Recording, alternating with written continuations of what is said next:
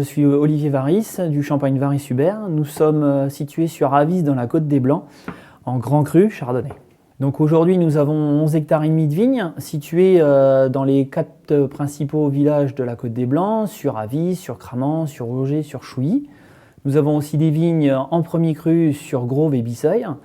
Et nous avons aussi des vignes dans le Cézanais et dans l'Aube à côté de Troyes. Ça fait maintenant exactement 3 ans à peu près aujourd'hui qu'on a essayé un nouveau système de mettre de la musique dans les vignes. Et cette année, on a essayé, c'est un bel essai, de commencer à passer en bio.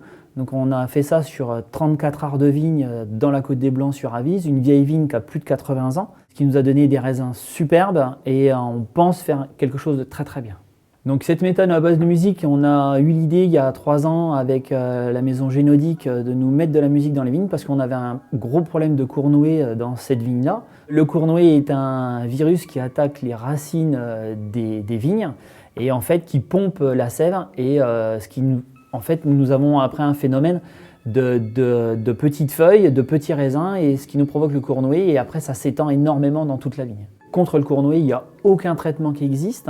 Donc on essaye de trouver des méthodes, on va dire, respectueuses de l'environnement pour lutter contre ce fléau.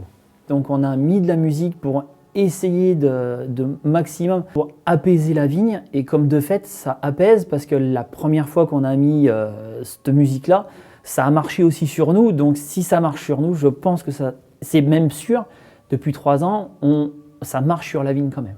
Notre politique chez nous, on travaille tous nos vins à froid. Du débourbage à 4 degrés jusqu'à notre fermentation alcoolique qu'on fait à peu près à entre 15 et 16 degrés. Et on avait un gros souci toujours de fin de fermentation. Et en parlant avec Génodique, on a mis de la musique en fait dans la cuverie, à peu près le même système sur des intonations totalement différentes. Et ce qui nous a permis en fait à avoir d'habitude à peu près une fermentation à peu près d'1 mois et demi avec beaucoup de problèmes de fin de fermentation. Aujourd'hui on a mis à peu près 3 semaines à 4 semaines maximum. Et on a eu des fins de fermentation excellentes. Cette année, je pense que ça sera juste magnifique, en fait, comme je dis. Alors nous, on fait en fait des champagnes en premier très féminins, très ciselés, très taillés dans la masse, en fait. Et surtout, depuis maintenant 4 ans qu'on laboure nos vignes. Tout ce qui est grand cru, ça fait 4 ans qu'on laboure, donc on utilise 0 herbicide depuis 4 ans. On a des vins beaucoup plus purs et beaucoup plus ciselés en fait. On est quasiment même limite pierre à fusil. Et après, sur les autres cuvées, ça laisse vraiment un champagne très très fin et qui redemande à chaque fois d'en reboire. Alors une bouteille que je peux mettre en avant, j'ai 3 enfants, donc mes 2 plus grands qui ont 18 et le deuxième qui a 14 ans. Donc le premier est en DUT génie biologie, option agro, et qui nous pousse aujourd'hui à faire un peu toutes ces méthodes-là. Le deuxième qui a 14 ans qui est plus réservé mais qui en veut énormément, lui c'est vraiment un terrien pur et dur et il veut avancer. Et la 3e bouteille, c'est la cuvée blanche, en fait, dénommée à son nom, qu'on a créée en 2009, donc qui est un millésimé. Donc cette année, on commence à vendre de 2012.